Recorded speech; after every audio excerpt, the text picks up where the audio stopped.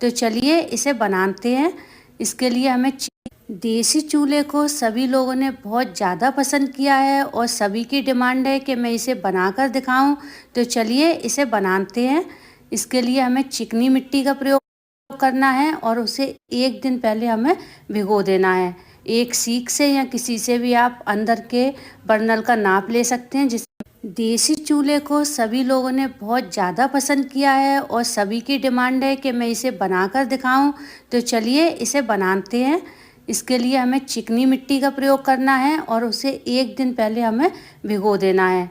एक सीख से या किसी से भी आप अंदर के बर्नल का नाप ले सकते हैं, जिससे कि हमारी मेजरमेंट सही हो और हमारा चूल्हा बिल्कुल गैस के बर्नल के ना साइज का बने।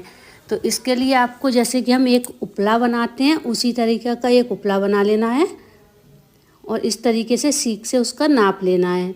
मिट्टी गलाते समय थोड़ा सा उसमें भूस मिला लें, इससे कि इसमें मजबूती आ जाती है, हमारा चूल्हा जल्दी से टूटता नहीं है।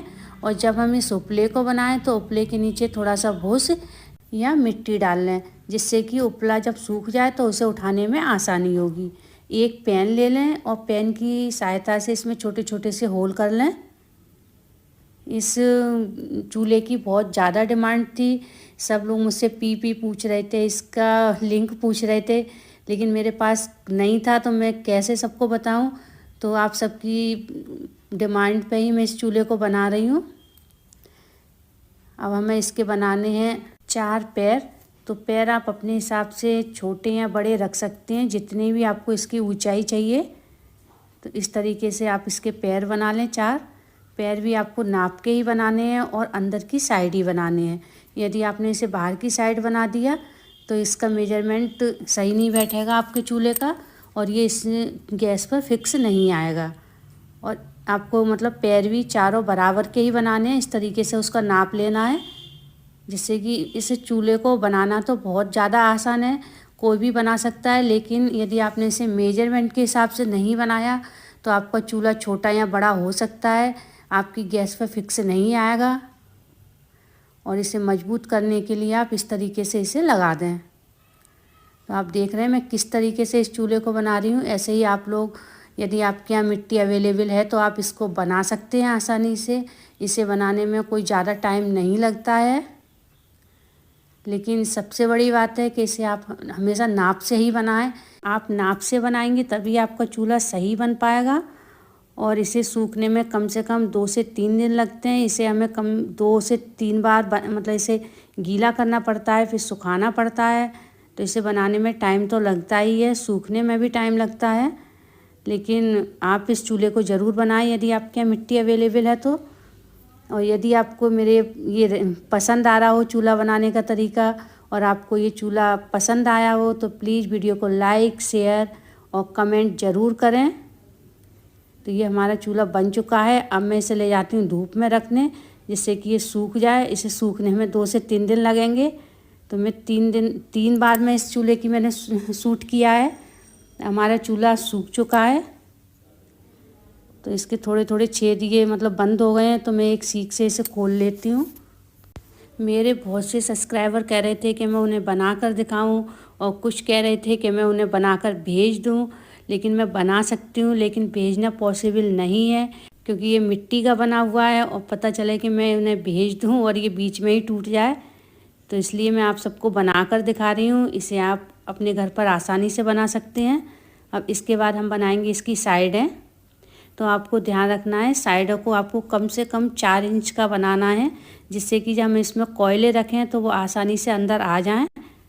और इसकी फिनिशिंग कर देनी है। मैं यहाँ पर खड़े होकर इस चूल्हे को बना रही हूँ, तो मेरा हाथ सही से नहीं चल पा रहा है। मैं सिर्फ आपको डेमो देने के लिए इसे बनाकर दिखा रही हूँ। मैं इसे नीचे रखकर थोड़ी इसकी फिनिशिंग करूँगी, क्योंकि यहाँ मेरा खड़े होकर मैं इसे सही से नहीं बना पा रही हूँ। या तो मैं इसे दिखा ही सकती हूँ या बना सकती हूँ सही से। तो आप लोग इसे बनाएं, देखें और मुझे कमेंट में ज़रूर बताएं कि आपको ये कैसा लगा। जब बहुत से मेरे सब्सक्राइबर कह रहे थे कि आपने ख़रीदा है, प्लीज़ मैम इसका लिंक दे दीजिए हमें या इसकी प्राइस बता दीजिए। 1-2 तो बोल रहे थे कि आप इसलिए नहीं बता रही हैं कि आपके सब्सक्राइबर या लाइक कमेंट कम हो जाएंगे, तो ऐसा कुछ भी नहीं है। इसे मैंने खुद ही बनाया था और अब मैं आपको बनाकर दिखा रही हूँ कि इसे मैंने किस तरीके से बनाया था। आप लोग भी बनाएं और इस चूल्हे की रोटी का आनंद लें गैस पर। इस पर रोटी बहुत अच्छी बनती है। हमारा चूल्हा मजबूत रहे और जल्दी से टूटे नहीं, उसके लिए आप मुल्तानी मिट्टी जिसे बोलते हैं उसे पीस कर उसके थोड़ा सा पतला सा घोल बना लें और इसके ऊपर लगा दें, जिससे कि हमारा चूल्हा जल्दी से टूटेगा नहीं और अच्छे से मजबूत हो जाएगा। आप चाहें तो इसके अंदर एक लोहे की कोई प्लेट हो वो भी लगा सकते हैं, उससे इसमें मजबूती और आ जाएगी। लेकिन मैं तो इसे बना लेती हूँ, तो मैं इसे मिट्टी से ही बनाती हूँ सर्दियों में, क्योंकि मुझे 2 से 3 महीने ही इसे यूज करना होता है। उसके बाद मैं इसे दोबारा बना लेती हूँ, क्योंकि हमारे यहाँ मिट्टी आसानी से मिल जाती है। तो आप इसे एक बार में ही अच्छे से मजबूती से बना लें। अब मैं आपको इसे यूज करना भी बताऊँगी, इसे कैसे यूज करते हैं। हमारा चूल्हा सूख चुका है। इस वीडियो को मैंने 3 से 4 बार में शूट किया है। तो यदि आपको ये मेरी वीडियो पसंद आए तो लाइक करना, कमेंट और शेयर करना बिल्कुल भी ना भूलें। अब मैं बताती हूँ आपको इसे यूज करना। तो आपको इस तरीके से गैस पर रखना है इसे, और इसमें कोयले रखने हैं और हमें गैस को कर देना है ऑन। कोयले हमें लकड़ी वाले लेने हैं। इसे जलने में 5 से 7 मिनट लग जाती हैं। यदि आप गैस पर रखकर बनाना चाहते हैं तो आप गैस पर रखकर बनाएं। यदि आपको डाउट है कि गैस आपकी गिलास टॉप है या कोई भी दिक्कत है, तो आप जब हमारे कोयले जल जाएं तो आप किसी स्टैंड पर इस चूल्हे को उतार कर रख सकते हैं और उस पर रोटी बना सकते हैं। अच्छा, बहुत से कमेंट थे मेरे पास कि आप रोटी जाली पर रखकर इसे सेकें, तो मैंने जाली पर रोटी रखकर सेकी थी, लेकिन हमारी रोटी उतनी अच्छी नहीं बनती है जितनी कि हम डायरेक्ट इस पर सेक कर बनाते हैं। आपको रोटी तभी सेकनी है इस पर जब हमारा मतलब अच्छे से कोयले जल जाएं।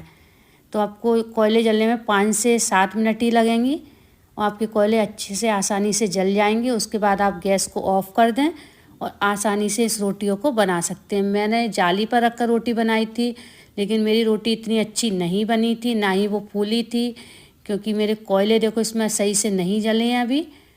और जाली पर रखने की वजह से उसे प्रॉपर नहीं मतलब गैस आँच जो भी है मिल रही है, जिससे कि हमारी रोटी अच्छे से फूली नहीं है। यदि आपके कोयले अच्छे से जल जाएंगे उसके बाद आप रोटी बनाएंगे तो आपकी रोटी अच्छे से फूलेगी और बहुत ही अच्छी करारी रोटी आप बना सकते हैं। इस पर आप मक्के की रोटी, बाजरे की रोटी और नान बहुत अच्छे बनते हैं। इस पर मैंने आलू को भी भूना था सर्दियों में, बैगन भी भूना था। मैंने बहुत सारी वीडियो आप लोगों के साथ शेयर की हैं और मेरी सारी वीडियो आप सब ने बहुत ज़्यादा पसंद की हैं। देखो मैं इस पर आपको नान सेक कर दिखाती हूँ। इस तरीके से आप इस पर नान बनाएं, बहुत ही एकदम बढ़िया नान बनते हैं। इस पर मक्के की, बाजरे की रोटी भी बहुत अच्छी बनती है। तो ये वीडियो मेरी बहुत ज़्यादा पसंद की गई थी। 16+ मिलियन व्यूज भी इस पर आ चुके हैं इंस्टाग्राम पर, 6 मिलियन के आसपास तो यूट्यूब पर भी हैं। यदि आपको कोई भी डाउट हो इसे बनाने में तो आप कमेंट करके पूछ सकते हैं और मिलते हैं अपनी अगली वीडियो में।